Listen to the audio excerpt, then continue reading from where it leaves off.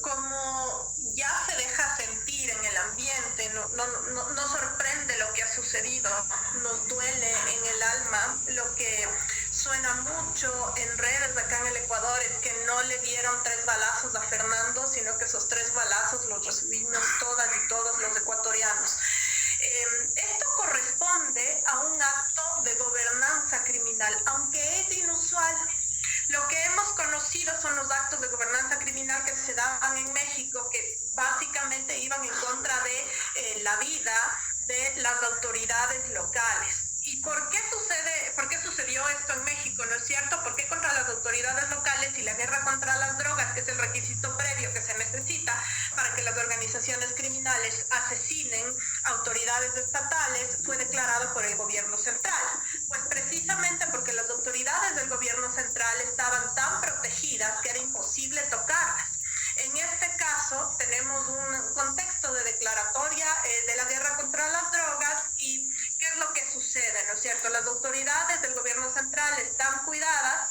El otro candidato a la presidencia de la República, que tenía una línea como muy fuerte en contra del narcotráfico, Jan Topic, es multimillonario. Además de eso, tiene experiencia como mercenario en la legión extranjera, una experiencia básica, pero la tiene y sabe cómo cuidarse. Entonces las organizaciones criminales buscan los flancos más fáciles y la tercera opción que a mí se me ocurre sería Fernando, además porque él enarbolaba un discurso muy fuerte que unía las estructuras de delincuencia organizada con la dimensión política.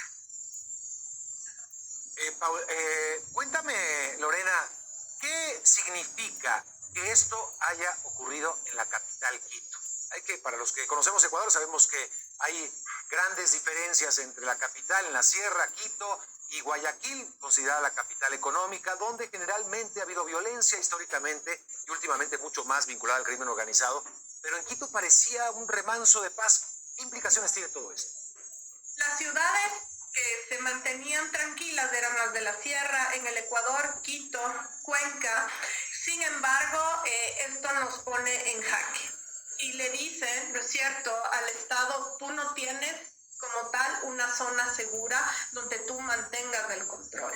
Y ese es un elemento que cambia el tablero y que en realidad otorga poder a las organizaciones criminales, un poder de facto. ¿Por qué? Porque los individuos, ¿no es cierto?, como consecuencia del efecto del asesinato, saben que no se encuentran seguros en ningún lugar, en ningún momento, ¿no? Esto da cuenta de mucha negligencia en la planificación de las elecciones, mucha negligencia por parte del Consejo Nacional Electoral. No sé si toda tu audiencia conozca, el Ecuador tiene 5 poderes: ejecutivo, legislativo, judicial, transparencia y control social, y por otro lado el Consejo Nacional Electoral, que se supone que está a la misma altura de la presidencia de la República. Diana Tamaín es la responsable de asegurar el proceso de las elecciones con la misma importancia y con el mismo poder que tendría el presidente de la República para hacerlo. De su parte ha existido una negligencia absoluta, que yo quiero pensar que es negligencia, porque en la mayoría de las autoridades del Ecuador existía en el aire esta sensación de no va a pasar nada, esto no es para tanto, no vamos a hacer actos de gobernanza criminal más allá.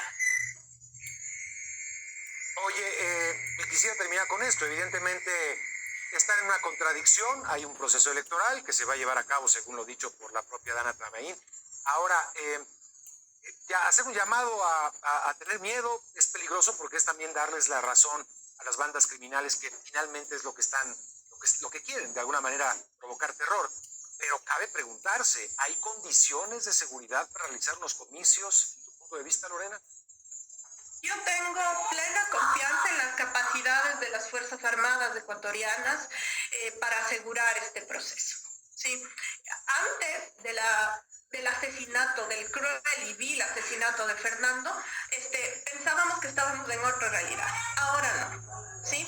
Entonces, dadas las condiciones, yo sí tengo la seguridad y la certeza de que las Fuerzas Armadas ecuatorianas no van a permitir que las cosas se salgan de control.